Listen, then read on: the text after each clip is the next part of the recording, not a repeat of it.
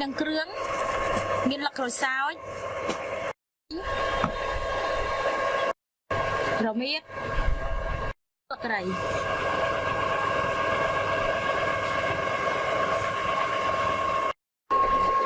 trắng bông vân này thế là dân chặt làm phớ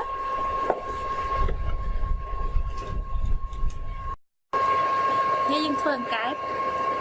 thông thông lỗ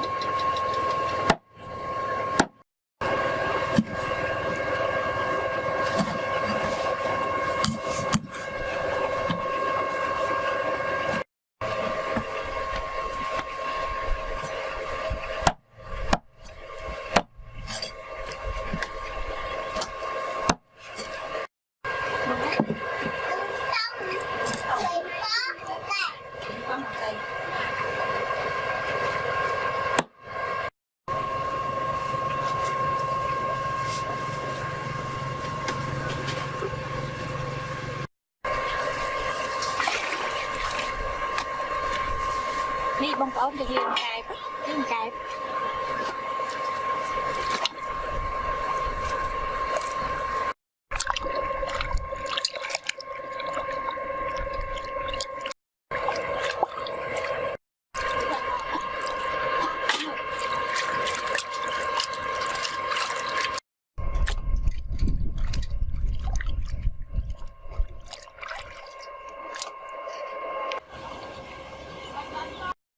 bông âu là dân chặt đam phớ chẳng phải là cái phải là đi tục mà thu sần hái bạn bọc rướng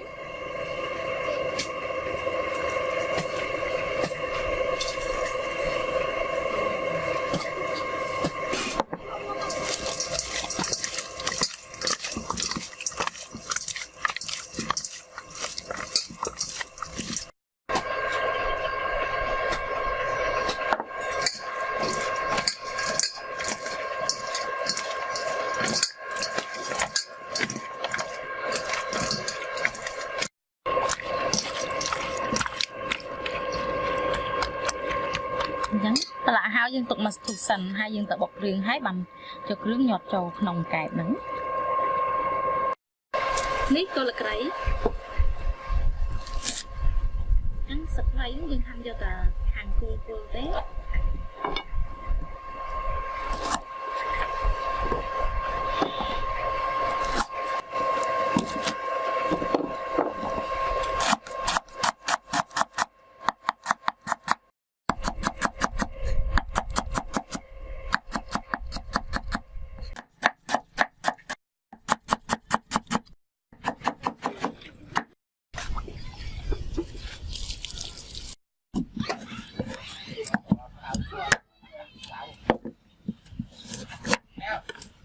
mua ăn chèn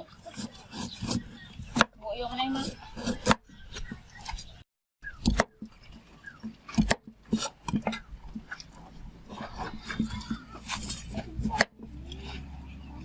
sai lên không một sai các bạn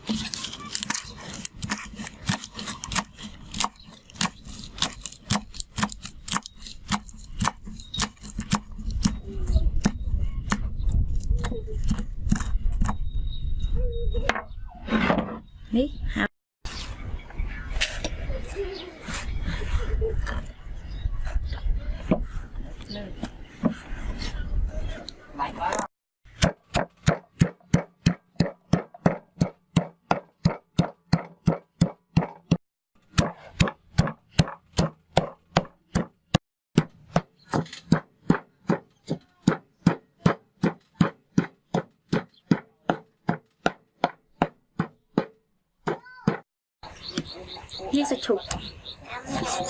bánh chèm nhọt đã lì thướng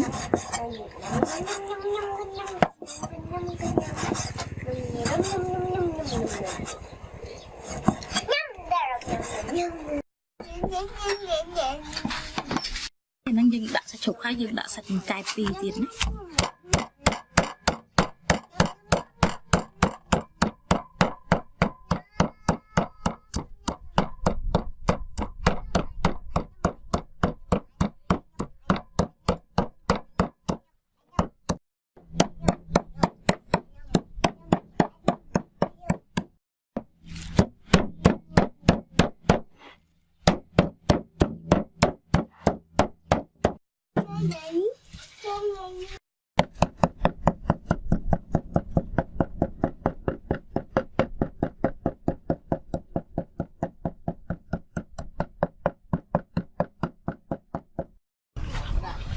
Không ai mang lâu ngọc ra bao ní sạch đây á chẳng cài bóc nhưng thử đã sạch đây vào một tiếng ập sạch đây ập nhà nhé chẳng dừng bọc vào trâu khía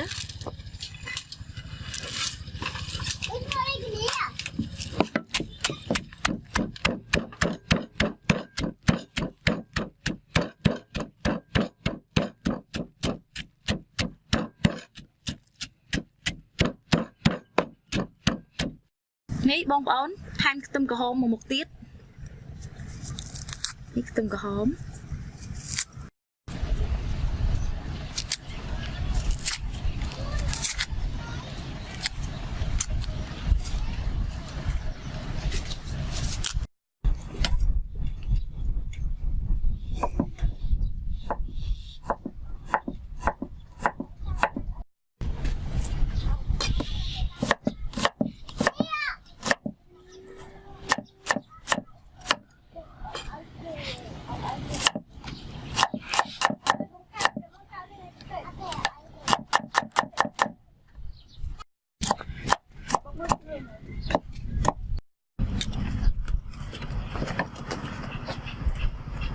mấy tôm cà hóm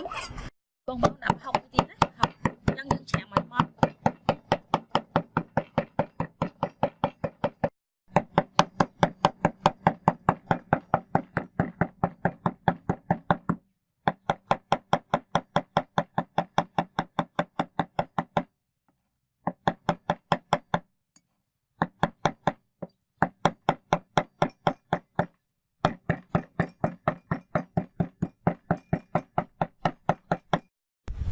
học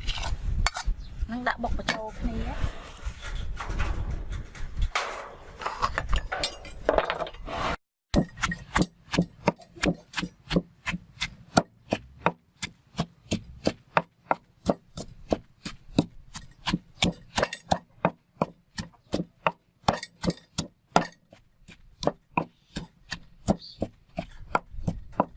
cái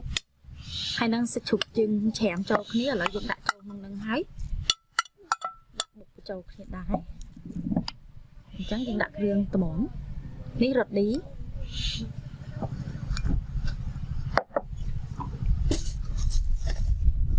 bị chế xò xó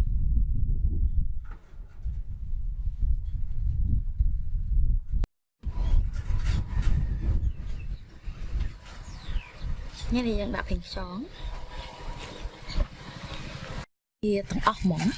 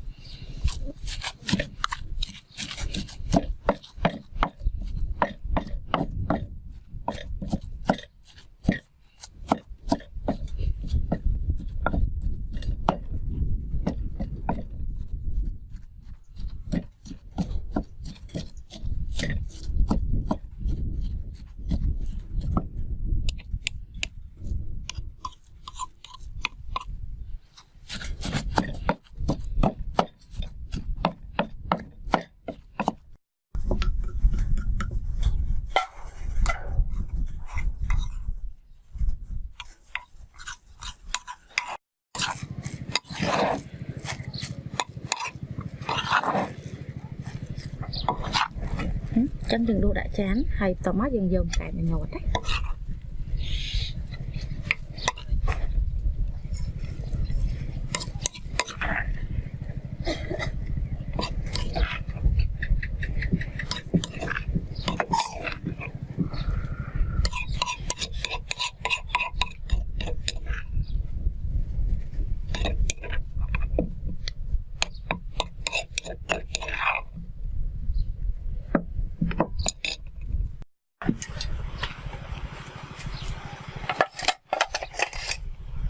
Bông áo là lợi dân hao ý chân dân tập đam nhau mặt thưởng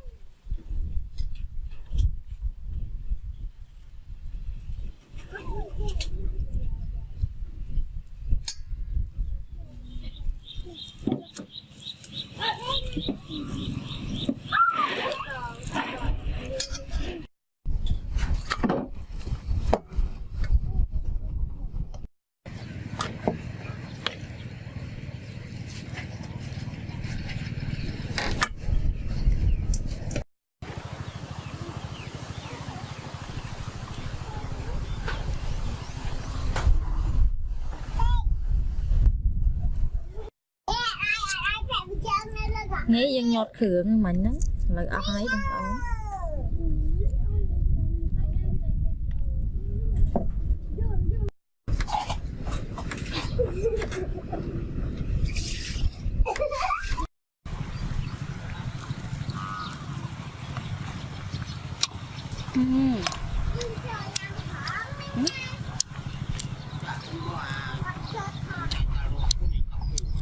nhanh không còn xin lỗi hoặc cho nó thành cài đi cái nó rất nhanh mà nên chuyện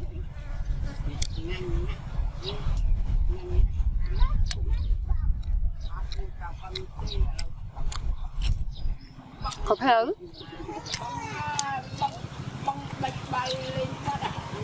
cáp sao lỏ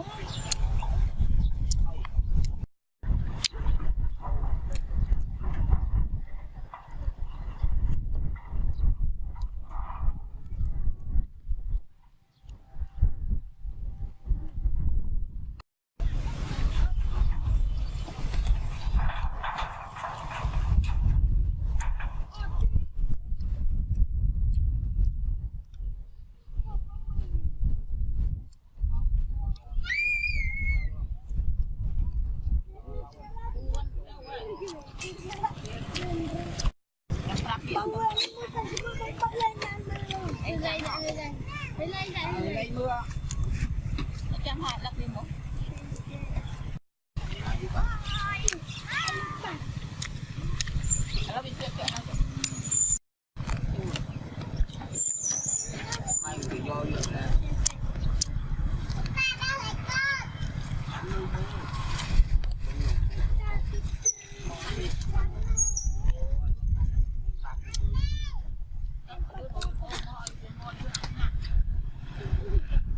mong bọn bạn khné mà ban tu sna với tàu đi.